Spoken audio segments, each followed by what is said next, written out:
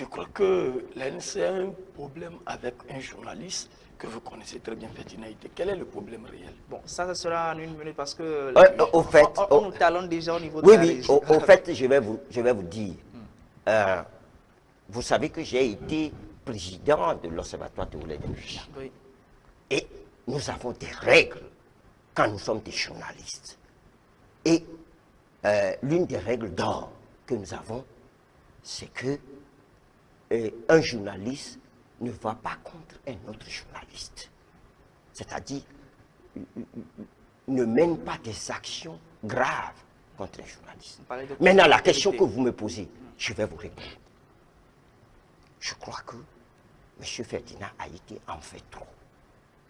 Et je dois sortir de mes grands pour lui dire que ce qu'il fait est mauvais. Je vous donne un exemple. Il y a des années, il a péroré en disant que c'est lui qui m'a envoyé à la CENI. Je tombais des nues. Mais comment il a pu m'envoyer à la CENI pour aller représenter un parti? Si vous allez à la CENI aujourd'hui, je dis à vos téléspectateurs ici, vous allez à la CENI, vous allez à la Cour suprême, vous allez au ministère de l'administration territoriale, la lettre, la décision qui m'a envoyé à la CENI en 2015 est signée de la main de M. Fabre. Vous pouvez aller vérifier. Mais cela n'a pas empêché M. Ferdinand Aïté, qui est mon collègue journaliste, de dire que c'est lui qui m'a envoyé là-bas. Puis, monsieur... On va terminer, hein? Non, je vais... Oui, monsieur Ferdinand s'attaque à l'ANC, frontalement. Et depuis des années, nous ne disons rien. Nous ne disons absolument rien. Maintenant, nous disons à monsieur Ferdinand Aïté, vous avez des dossiers, et c'est face to face, vous avez des dossiers, vous les sortez. Est-ce que vous écrivez à monsieur Jean-Pierre Fabre à la plage? Nous sommes pris par le temps. Est-ce que vous écrivez pour monsieur Jean-Pierre Fabre? Mais il a dit...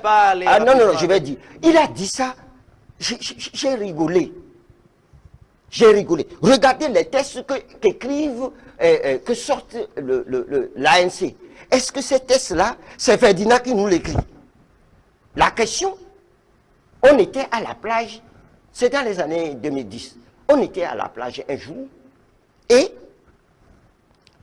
M. Raymond Hondjo est venu nous voir, nous sommes des journalistes, est venu nous voir. Qu'est-ce qu'on peut faire pour aider la mobilisation? Ferdinand était là, j'étais là, et Fabi était là, et nous avons dit, eh bien, pour les manifestations comme ça, en dehors des faits politiques, il faut ajouter des faits sociaux. Maintenant, je ne sais pas où nous étions pour écrire, c'est-à-dire tout ce que M. Fabi doit dire à la plage, nous devons bien écrire ça. Moi, je ne sais pas où on était pour le faire. Merci beaucoup. Donc, c'est clair. Non, je vais revenir sur... Il y a un petit point que je vais dire. Malheureusement, nous ne sommes plus par le temps. Non, s'il vous plaît. C'est petit. Monsieur Ferdinand dit qu'il y a de la surfacturation au Golfe 4. Nous le mettons au défi de sortir ces facturations-là. Parce que le régime des marchés publics, vous avez d'abord, quand l'appel d'offres est lancé, l'appel d'offres là est contrôlé par la direction nationale de la commande publique. Il y a le contrôleur financier. Mais comment se fait la surfacturation? Il faut que Ferdinand sorte ces documents pour que nous puissions lui répondre. Parce que là, je viens de vous dire que nous allons le poursuivre. Monsieur le conseiller, avec les médias au niveau de l'Est, ça sera votre dernier mot juste en quelques secondes.